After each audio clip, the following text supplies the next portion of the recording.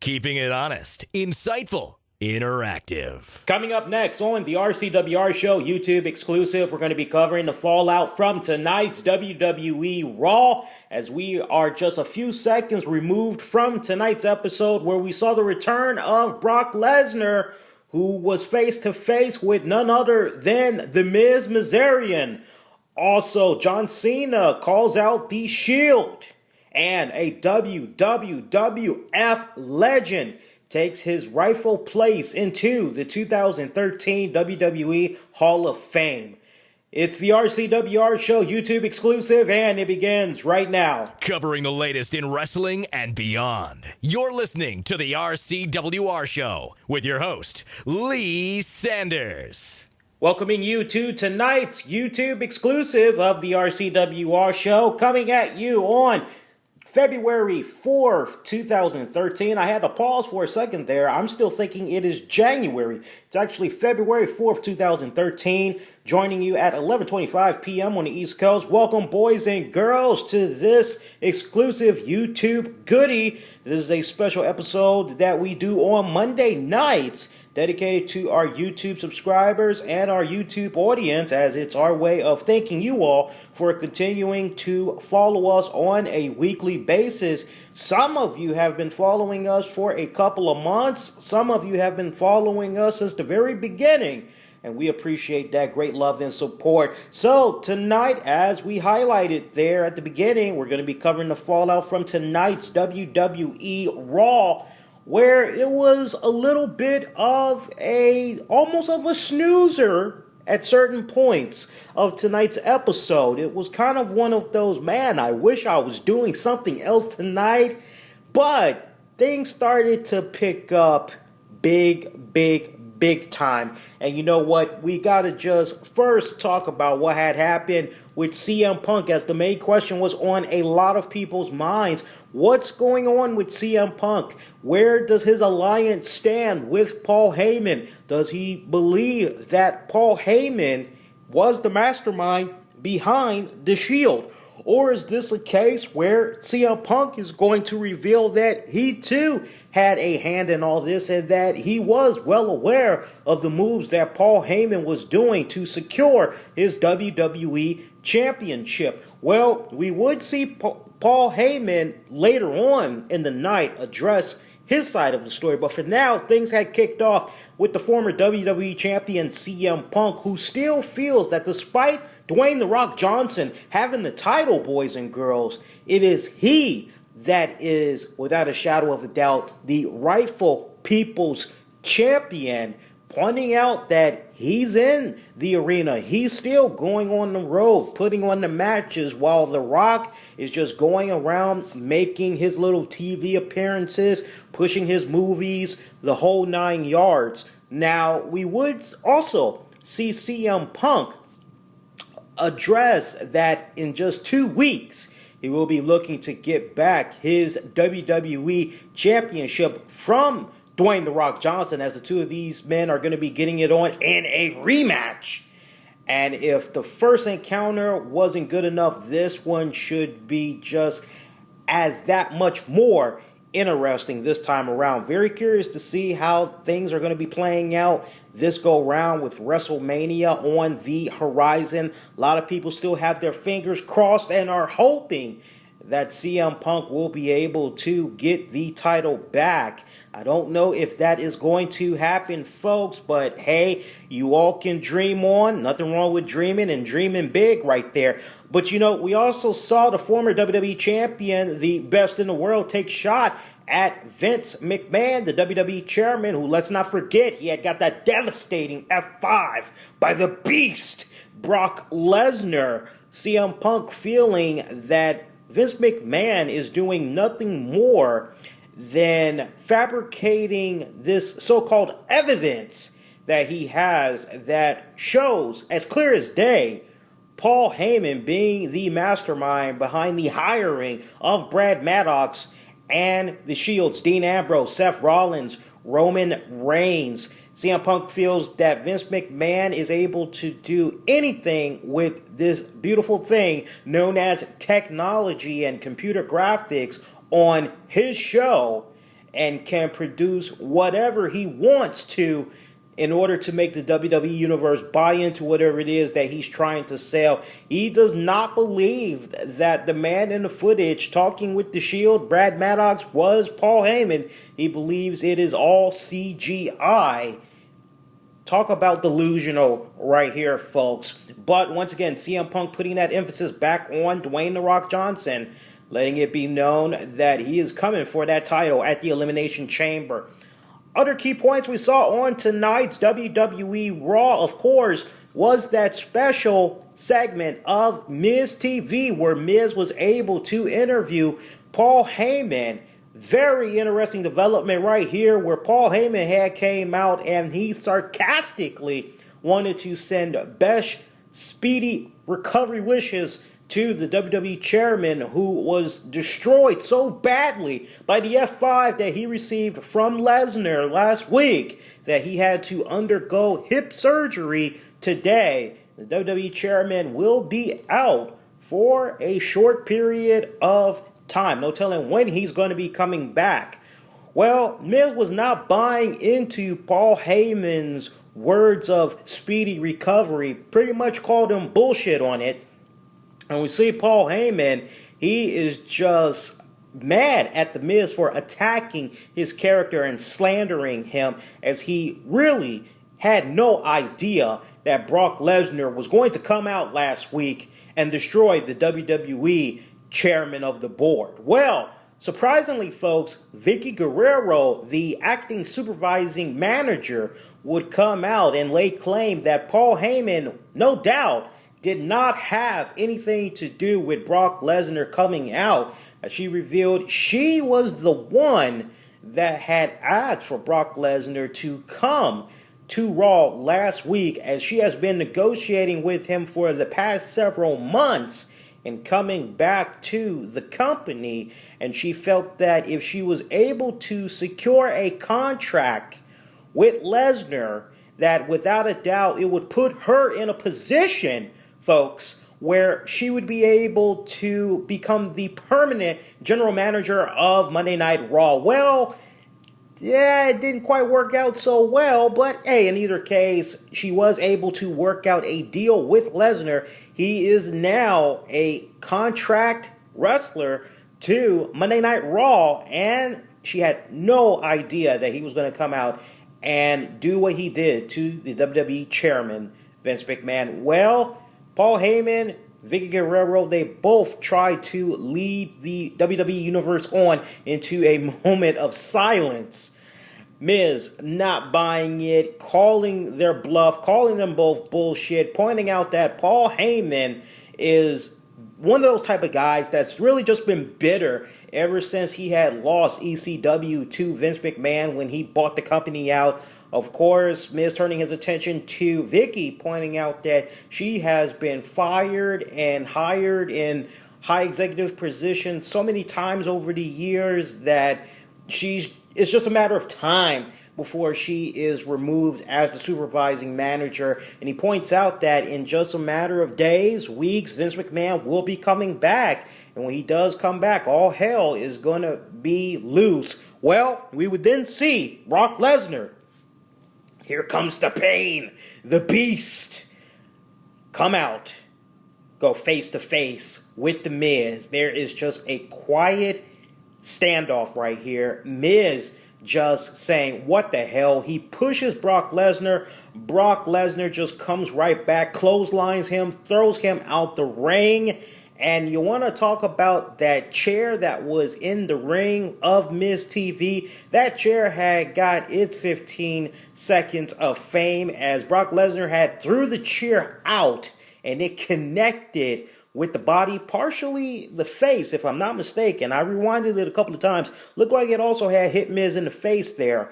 Heck, made contact with him. Eventually, we saw Miz get back in the ring, tried to bring the fight to Lesnar as he was destroying the set of Miz TV, throwing more furniture out of the ring. Lesnar delivering another strong and devastating F5 to Miz Mazarian.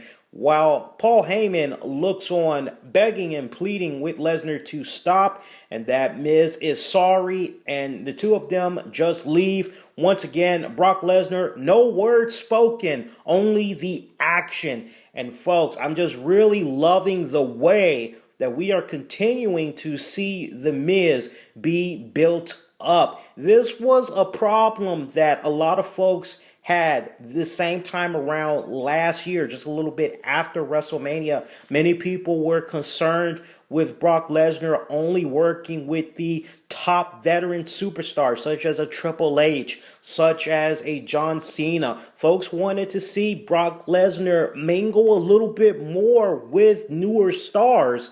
And although Miz has been in the WWE for just a little bit, he is still one of those guys who, to his credit, when you look at his portfolio, he's only held the WWE title one time, but he has still had a somewhat respectable, decent career record in the WWE so far. I actually welcomed this. This was a welcome breath of fresh air. I enjoyed this little exchange between Brock Lesnar and The Miz more than I did with Alberto Del Rio and The Big Show. Now, that was good in itself, but I really didn't like some of the words that Alberto Del Rio had said to the WWE Universe tonight. And of course, let me just talk about that in a nutshell. Now, let me set this up properly.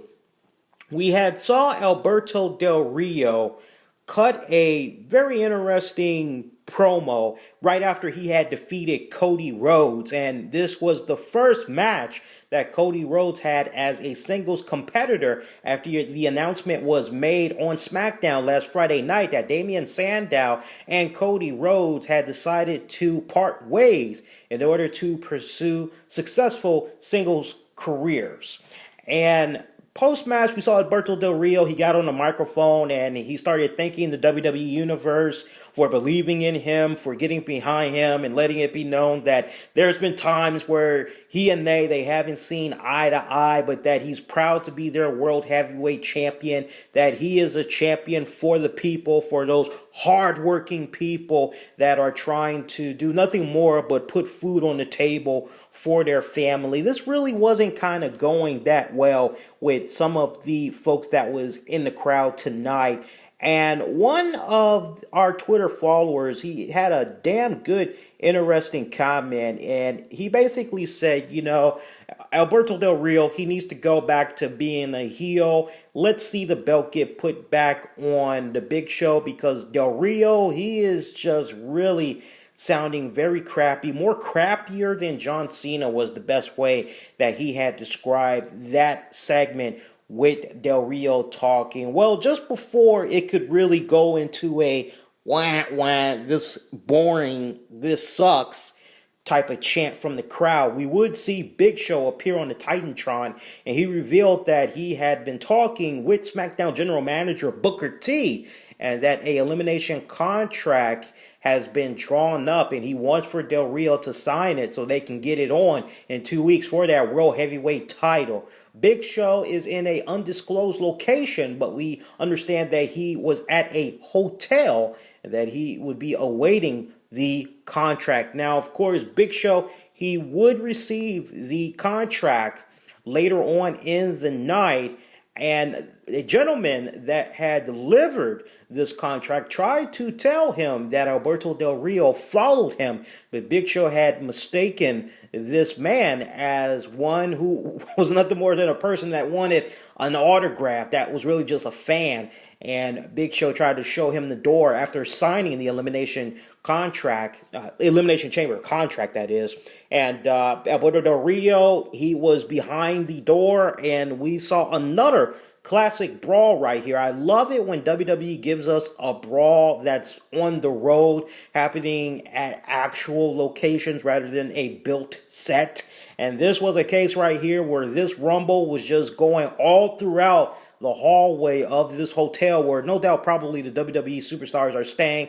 Wouldn't surprise me if maybe they had rented the entire level, because we did not see anybody come out of their room to see all the commotion that was going on. As Big Show Del Rio, they were just going at it back and forth. Of course, we would see Del Rio get the upper hand as he had blew the fire extinguisher in Big Show's face, followed by hitting him over the head with it and running off in the elevator. Probably one of the best highlights of the night. And you just gotta love how SmackDown usually has their little stamp on Friday nights and giving you a pretty good solid show. Nice to kind of see a little bit of SmackDown's antics kind of bleed into tonight's episode of Raw.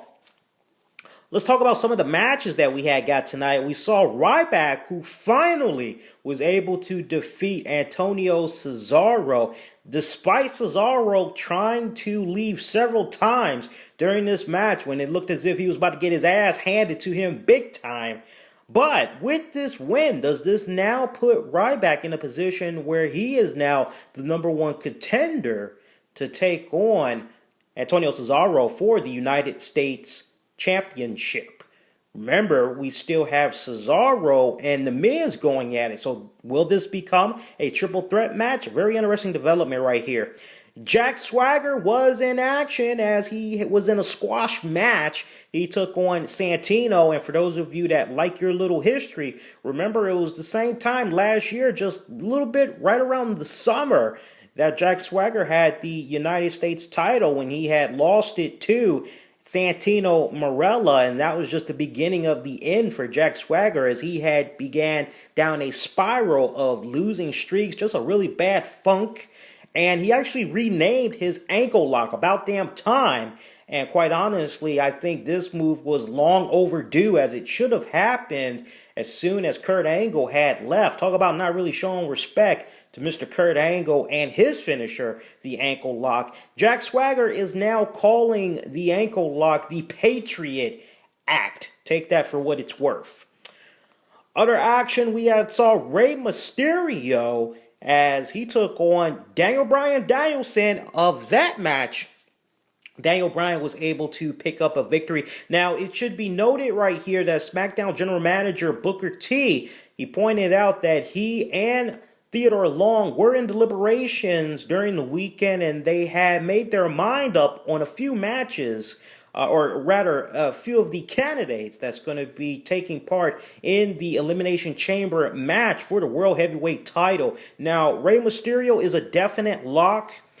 Randy Orton is a definite lock, and by the win from Daniel Bryan over Rey Mysterio tonight, Daniel Bryan does advance into that Elimination Chamber match as well. Now, in a match between Sheamus and Kane, where Kane was presented with the opportunity to possibly advance to the Elimination Chamber match, we would actually see Sheamus pick up the victory as Daniel Bryan had interfered in this. Now, let's set this up properly for you guys. Now, keep in mind that after Daniel Bryan had defeated Rey Mysterio, he was not able to enjoy his victory long, as we saw the return of the one and the only somebody's going to get their ass kicked. That's right, the black silver back Mark Henry, the strong man, returned and he dominated in true fashion. He laid out Daniel Bryan Danielson. He laid out Rey Mysterio. Even Sin Cara, who tried to come to the aid of his little buddy, Rey Mysterio. Mark Henry just destroyed all of them. And really, when you think about what had happened on SmackDown last Friday, and you think about the invitation extended to the former World Heavyweight Champions to be able to compete in these matches to try to see if they can advance into the Elimination Chamber match for that title, you just gotta put Mark Henry in there, and I think the timing is so perfect right now. Mark Henry, I hope this guy is ready, but I would definitely love to see him advance to that World Heavyweight Championship match at Elimination Chamber. The fans were really behind Mark Henry. They were pretty much a quiet type of crowd. They were pretty much quiet for a good majority of the night. As one person had noticed, the crowd didn't finally wake up until 2 hours and 33 minutes into the show. and that was because we had got a main event match, which really was a 5-star quality type of match. In my honest opinion, it was a Raw active match where fans were able to vote between Rey Mysterio, Randy Orton, and Chris Jericho to be able to take on the former WWE Champion CM Punk. And with just over 57%, Chris Jericho had won that right. And what a great match he had with Chris Jericho, who received a pretty damn good pop from the crowd. Actually, of all the matches tonight, this was the one match that really woke the hell up out of the Atlanta, Georgia crowd. They were really behind this. Chants just going back and forth in favor of CM Punk, in favor of Chris Jericho. This was one of those matches you really could have just kicked on back, and at this point, you were getting a pay-per-view quality type of match. That's just how good it was. Both of these guys were bringing it, and it's one of those matches that, quite honestly, when I'm done with this, I'm actually going to watch it again because I thought that was a pretty good-ass, kick-ass match right there. Of course, we would see CM Punk pick up the win over Chris Jericho. No doubt Punk needs this. He needs to continue to look strong going into Elimination Chamber to take on The Rock for the WWE title. Of course, speaking of Randy Orton, who was also one of those 3 men that could have won, as he came in with just a little bit over 30%. He had faced Wade Barrett, and he actually defeated Barrett again. Barrett continues to be in a little bit of a funk right here. I just am not really sure what the heck is going on right here. I love how WWE tried to tie in the brief little encounters that he's had with Bo Dallas, but did anybody else notice that when they were showing the footage of Bo Dallas, how they had the it was like a little segment, a video clip of him talking, and he's just cheesing and he's just smiling and he's just saying a bunch of stuff that just goes in one ear and out the other. I'm hearing all this and I'm saying, wait a minute, this guy just got his ass whooped by Wade Barrett on SmackDown. Is this really the right type of footage we should be looking at right now? Shouldn't we be seeing something that kind of says, hey, I'm Bo Dallas, I'm pretty pissed off, Wade Barrett, I haven't forgotten about you? What was even more peculiar about this that I thought WWE just did a pretty bad job with, I didn't like the fact that they just had Randy Orton defeat Wade Barrett in a squash match. I mean, you know, if anything, you could have at least had Bo Dallas come out and you could have had him interfere in this match just when it looked as if Wade Barrett was going to pick up the victory here. And, you know, you could have had Randy Orton win that way and thus still continue the little rivalry that's going on between these two. Huge ball that was missed by WWE right here. Of course, one of the main attractions of the night was none other than John Cena calling out the Shield.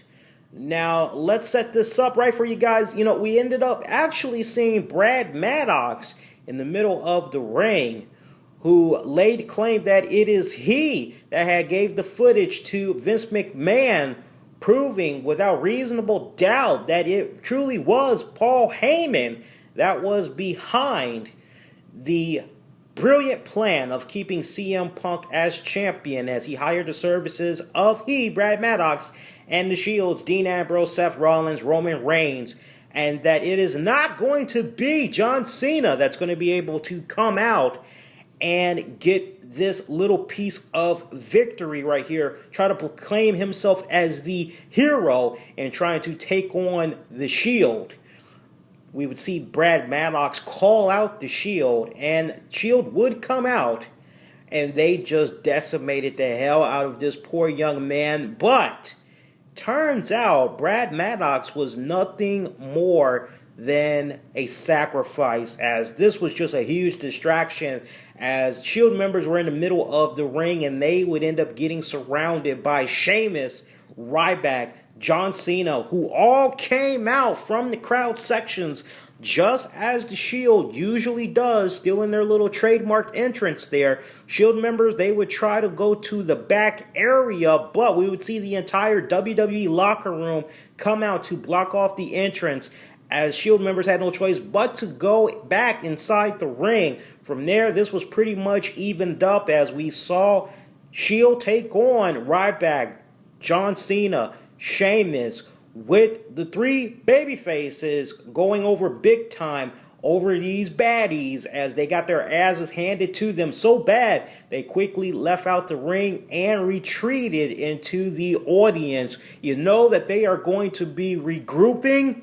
Could this be a case right here where maybe the Shield could try to bring in a few more people? Who knows, folks? Should be very interesting to see what's going to be happening this Friday night on SmackDown, as usually the Shield likes to do a little bit of double duty. I was really glad that this played out the way that it did, because as I was watching this play out, there was a part of me that was saying, God, please don't have this be going down like John Cena did with the Nexus. The Nexus was like one of the hottest fucking things that was going on in WWE for its time. And then all of a sudden, John Cena was just this one-man crusader that was just destroying Nexus left and right. And I didn't want to see that happen tonight.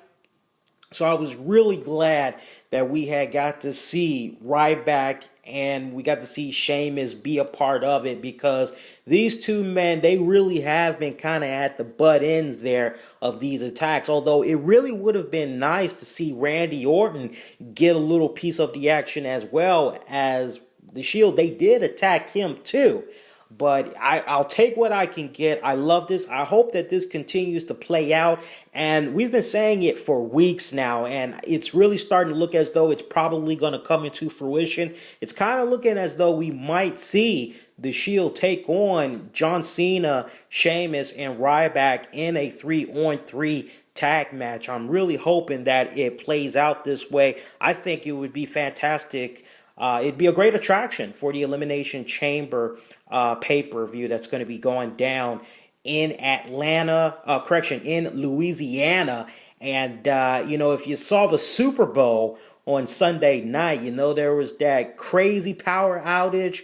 People want to try to blame the 49ers. Personally, I think it came down to Beyonce with her little sexy bootylicious body.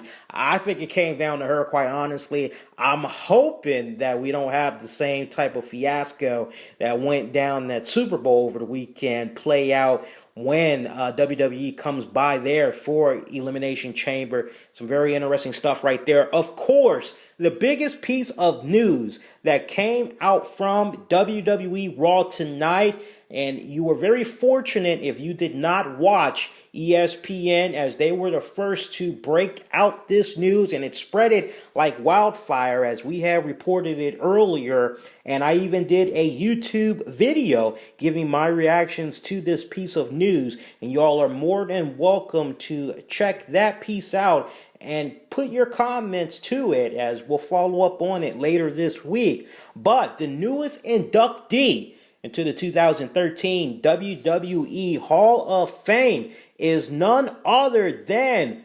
WWWF legend, the Italian stallion, Bruno Sammartino. That's right, the 77-year-old will be inducted into this year's 2013 Hall of Fame. It is about damn time. The Hall of Fame finally has a little bit of legitimacy, because when you think about the WWE Hall of Fame, the first name, one of the first names that you think about is Bruno Sammartino. This man had one unprecedented reign as a WWWF champion 2 times. His first reign, of course, lasting from 1963 to 1971, where he had defeated the original Nature Boy, Buddy Rogers, in just 48 seconds. And let's not forget his second reign,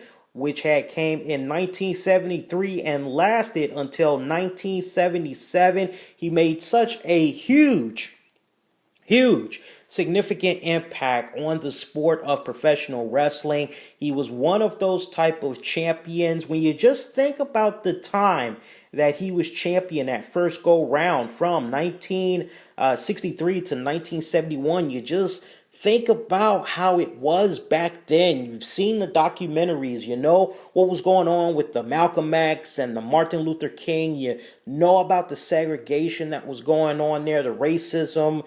You know about the sexism that was happening, union struggling, just all that stuff that was going on. And people, black, white, Asian, Jewish, Italian, it didn't matter, man. Russian, it didn't matter. Everybody rooted on Bruno Sammartino. This guy was like the original people's champion, and to just have been able to have the crowd in his favor for over a decade, I just think that is just a lasting impact on of itself. Not to mention how long that he had held the title, something of which still has not and probably will never be broken in this modern era or just in any future eras.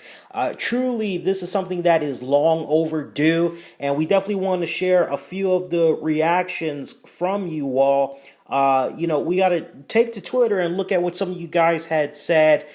David Wainwright, he typed, can't believe it's actually happened. Awesome. Congratulations, Bruno, and well done at WWE Universe for making it happen. Hashtag finally Raw Hall of Fame. Brian John, WWE in the Hall of Fame is a sellout for sure now that Bruno was just announced as the 4th inductee this year. Let's pick it up and let's mention what Road to WrestleMania had to say here at WWE Games Fanatic. Bruno Sammartino's induction into the WWE Hall of Fame is long overdue.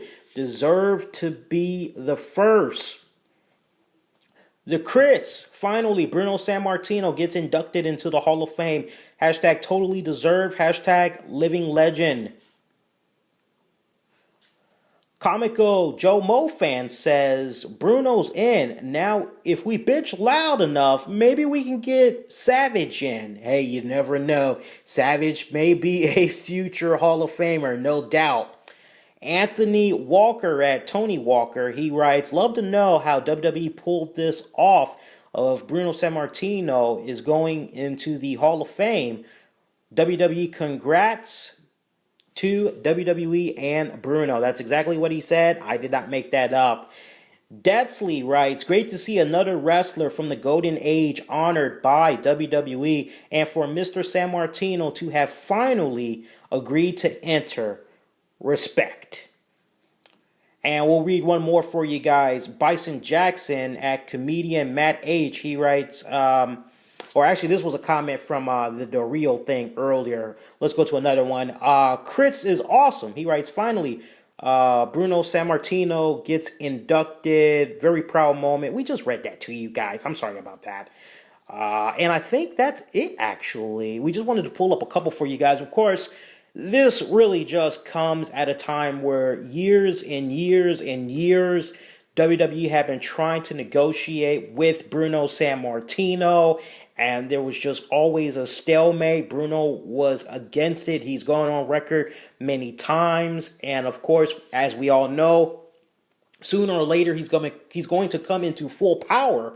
He being talent vice president of yeah, I'm like, that's like a mind fumbler right here. He is the vice president of live and talent relations, Triple H. He really made this kind of be his pet project, and really the rumblings had started last year, just right about this same time as Triple H was kind of looking into the future here by a whole year, and he had his mind set out on getting Bruno Sammartino into the Hall of Fame. And I don't know what Triple H was able to do to be able to get this done, but he has been able to do something that really the McMahons have not been able to do. Vince McMahon Jr. himself has not been able to do. He has been able to do the inevitable, and this, without a doubt, has secured Triple H some major stroking power. Of course, we hear how much of a superb job that he has done with the NXT program, as he has really just taken that under his wing, and he's been doing a phenomenal job in producing that show. But from time to time, as you all know, we have seen Triple H be the one behind the scenes for Raw or SmackDown whenever Vince McMahon needs to go overseas, and he has done such a phenomenal job with that. This really is a good notch on the belt for one Triple H, and to finally see Bruno Sammartino be inducted into the WWE Hall of Fame. It is about damn time. That's all I have to say about that. And really, it's a long time coming. It's long overdue. And, if you're a true wrestling fan, even if you're a newcomer and you've just been burying yourself into the wrestling archives, that's on YouTube, Daily Motion, or you go out of your way to add DVDs to your collection, and you are very familiar with the career of Bruno Sammartino, this definitely is a true mark out moment. I think the wrestling fan in all of us, even those that maybe no longer watch wrestling, to hear that Bruno Sammartino is finally going to be taking his rightful place into the Hall of Fame. And quite honestly, many would argue that Bruno Sammartino should have been the first inductee into the Hall of Fame. This is really a prestigious honor. It gives the Hall of Fame a little bit more legitimacy now.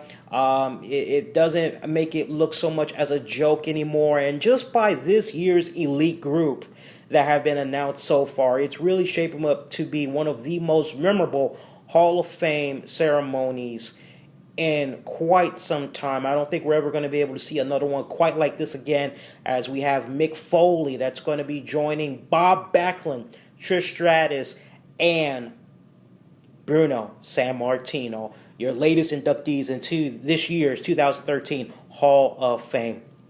Overall, I would have to say Raw, scale of 1 to 10, I would have to give it a modest 7 out of 10. Honestly, if it wasn't for the Bruno Sammartino, Brock Lesnar popping up, Mark Henry coming up, and the great main event match that we had between CM Punk and Chris Jericho, this could have definitely been a snoozer of a night, especially where The Rock was nowhere to be seen. And, that's something that we're definitely going to be talking about on Tuesday night's show. But overall, definitely, it felt like an average episode of Raw, but with those special little perks that they put in there tonight. It really kind of made you feel kind of good that you kind of stuck around to check out tonight's episode. All right, so that's going to do it for now, but I do want to let you guys know that the new era of the RCWR show begins, where coming this Tuesday night at 11 p.m. Eastern, I'm going to be joined by new permanent co-host. You all may be familiar with his work. He used to be the correspondent for PWR, Pro Wrestling Report's Monday Night Meltdown, and he was also the co-host for Sudden Impact Radio. It is the one and only Diamond K. He's going to be joining me weekly on Tuesdays and Thursdays. We're going to be covering the fallouts from WWE Raw and TNA Impact Wrestling. And you want to make sure you join us this Tuesday night at 11 p.m. Eastern at blogtalkradio.com/the RCWR show. We're going to go more in depth about tonight's episode of Raw. We're going to highlight key points. We're going to talk about the obvious absence of Dwayne "The Rock" Johnson. We're going to put the question out there at this point. Do we really need a WWE champion to be in the company right now? We're going to put it out there. We know The Rock is about to be damn busy with some of the projects that he has lined up, and very obvious that he was missing tonight. We'll go more in depth about that. We'll also talk about the significant impact of Bruno Sammartino's induction into the Hall of Fame, and just what could this mean for the future of Triple H, as many are looking at him to be the next successor once Vince McMahon does step down and transfers all the power over to Hunter. We'll go more in depth about this latest move that Triple H was able to do, something that Vince McMahon was not able to do. And we'll also cover the very latest in wrestling related news. So join us for that. It's the RCWR Show Tuesday Night Wrestling Edition. You'll be able to catch it at 11 p.m. Eastern on blogtalkradio.com. I do hope you guys had a safe weekend and you all are having a good, strong work week so far. We will see you guys later. Y'all be safe. Be kind to one another, folks. Take care.